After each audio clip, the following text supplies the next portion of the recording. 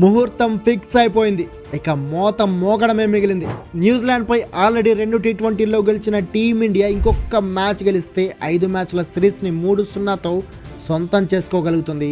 And మన home గ్రౌండ్లో మనల్ని 38 ఏళ్ల తర్వాత ఫస్ట్ టైం వన్డే సిరీస్లో ఓడించి సిరీస్ పట్టేసిన కివీస్పై పర్ఫెక్ట్ రివెంజ్ తీర్చుకోగలుగుతుంది. బట్ ఈ మ్యాచ్ గెలవడం అంత ఈజీనా? అండ్ నిజంగానే మన టీం అంత అద్భుతంగా పెర్ఫామ్ చేస్తుందా అంటే ఏమాత్రం కాదు. ఎందుకంటే ఈ 2 మ్యాచ్లో మనం గెలవడానికి కారణం మన బ్యాటర్లు రెచ్చిపోవడంతో పాటు ఇంకో 2 కీ రీజన్స్ ఉన్నాయి. అందులో ఒకటి నేచర్ అయితే రెండోది కివీస్ టీం చేసిన బ్లండర్ మిస్టేక్స్. మరి కివీస్ చేసిన బ్లండర్ మిస్టేక్స్ ఏంటి అండ్ మనకి నేచర్ ఎలా హెల్ప్ చేసిందో తెలియాలంటే మొత్తం వీడియో స్కిప్ చేయకుండా చూడండి.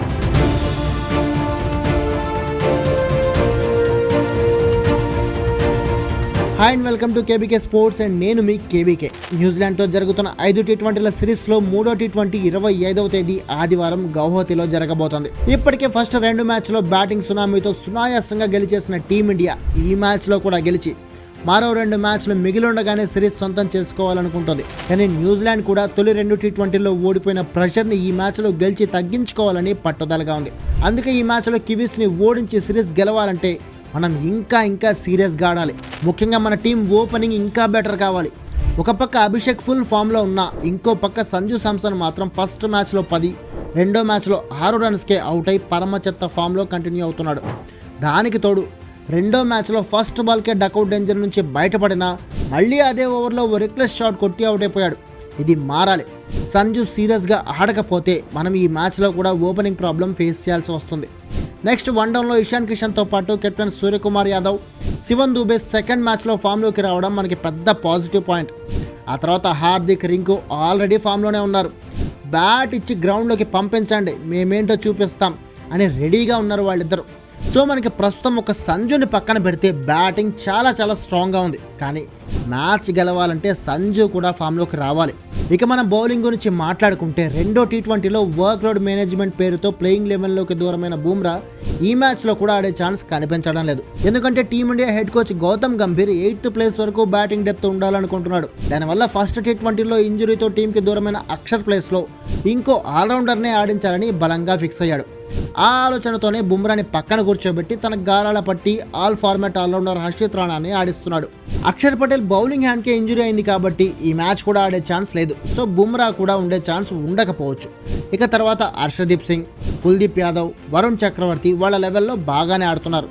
దాదాపు ఇదే ప్లేయింగ్ 11 థర్డ్ టీ20 కూడా ఆడే ఛాన్స్ ఉంది.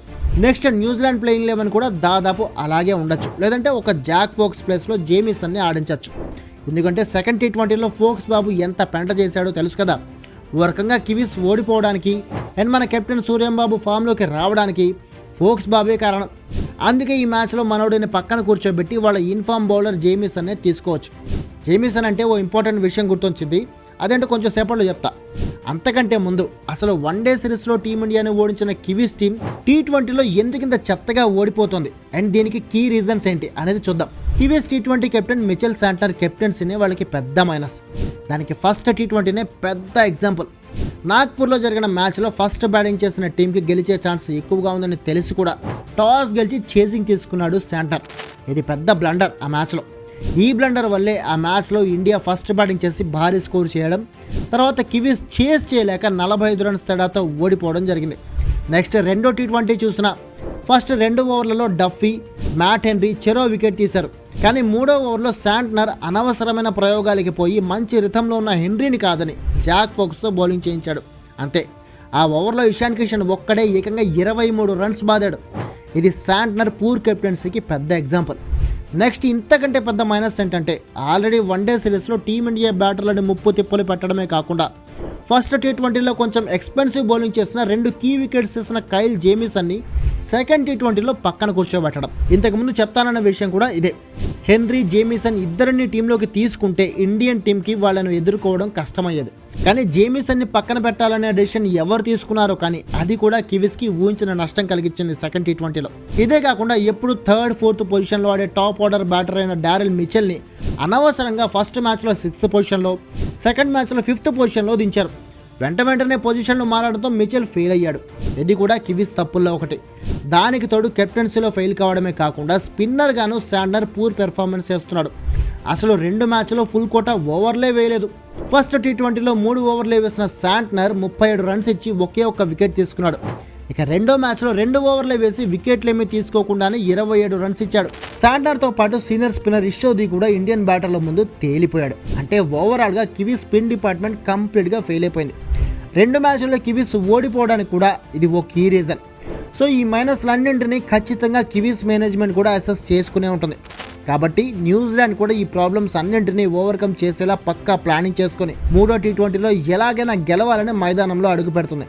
అందుకే మనం డెఫినెట్గా కేర్ఫుల్గా ఉండాలి. అలాగే ఫస్ట్ టీ20 గురించి పక్కన పెడితే 2వ టీ20లో మనం గెలవడానికి పక్కాగా గ్రౌండ్లో ఉన్న డ్యూ బాగా హెల్ప్ చేస్తుంది. అంటే నేచర్ హెల్ప్ అన్నమాట. ఒకవేళ గౌహతిలో కూడా చేజింగ్ వస్తే మనకి డ్యూ సపోర్ట్ దొరకచ్చు. ఇక గౌహతి గ్రౌండ్ గురించి మాట్లాడుకుంటే ఇది నాగ్పూర్, రాయ్పూర్ గ్రౌండ్లతో కంపేర్ చేస్తే కాస్త చిన్నదిగా ఉంటుంది. అంటే 6లు బాదడం ఈజీ అన్నమాట. అంటే మన అభిషేక్కి బాగా కంఫర్ట్ ఉంటుంది అక్కడ. దానికి తోడు ఇది ఫ్లాట్ పిచ్, అంటే పక్కా బ్యాటింగ్ పిచ్. దీన్ని బట్టి బ్యాటర్లు ఎంత కొట్టుకుంటే అన్ని రన్స్ వస్తాయి. ఈ పిచ్పై ఇప్పటి వరకు ఫస్ట్ బ్యాటింగ్ చేసిన టీం అండ్ సెకండ్ బ్యాటింగ్ చేసిన టీం 3 సార్లు గెలిచి ఈక్వల్గా ఉన్నాయి. అయితే ప్రస్తుతం డ్యూ ఫ్యాక్టర్ ఉంటుంది కాబట్టి చేసింగ్ టీంకి కొంచెం అప్పర్ హ్యాండ్ ఉండొచ్చు. ఇది ఇండియాకి కలిసి వచ్చే గ్రౌండ్ కూడా. ఇక్కడ ఇండియా 2022లో సౌత్ ఆఫ్రికాపై 237 రన్స్ కొట్టి సూపర్ విక్టరీ సాధించింది ఆ టీ20 మ్యాచ్లో.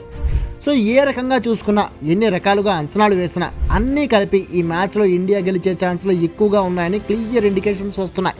అంటే ఈ మ్యాచ్ ఇండియా గెలవడం అండ్ 5 మ్యాచ్ల సిరీస్ని ఇంకో 2 మ్యాచ్లు మిగిలి ఉండగానే పట్టేయడం, వన్డే ఓటమికి సాలిడ్ రివెంజ్ తీర్చుకోవడం పక్కా అన్నమాట.